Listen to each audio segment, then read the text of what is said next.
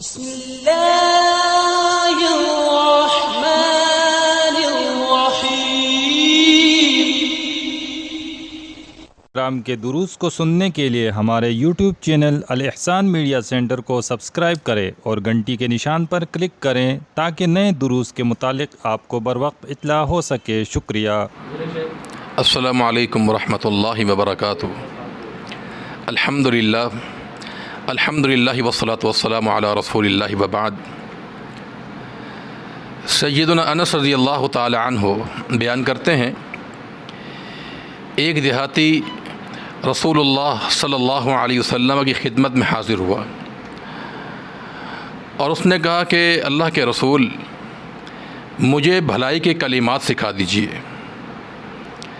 تو نبی کریم صلی اللہ علیہ وسلم نے فرمایا، کہو سبحان اللہ والحمد للہ ولا الہ الا اللہ واللہ اکبر۔ اس دیہاتی نے اپنے ہاتھ کی 4 گرہ لگائی اور چل پڑا۔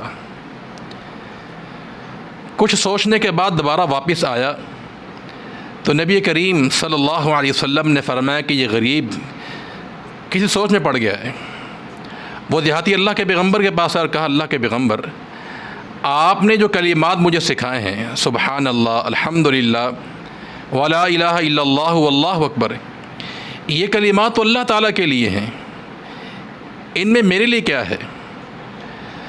تو نبی کریم صلی اللہ علیہ وسلم نے فرمایا کہ جب تم کہو گے نا سبحان اللہ تو اللہ فرمائے گا تو نے سچ کہا، اور جب تو کہے گا الحمدللہ تو اللہ فرمائے گا تو نے سچ کہا، اور جب تم لا الہ الا اللہ کہو گے تو اللہ فرمائے گا تم نے سچ کہا، اور جب تم اللہ اکبر کہو گے تو اللہ فرمائے گا تم نے سچ کہا، اور اس کے بعد جب تم اللہم اغفر لی کہو گے کہ اللہ مجھے معاف کر تو اللہ فرمائے گا تجھے میں نے معاف کر دیا، اور جب تو کہے اللہم ارحمنی کہ اللہ مجھ پر رحم کر، اللہ فرمائے گا تجھ پر رحم کر دیا ہم نے، اور جب تو کہے گا کہ اللہم ارزقنی، اے اللہ مجھے رزق عطا فرما، اللہ فرمائے گا تجھے ہم نے روزی عطا فرما دی۔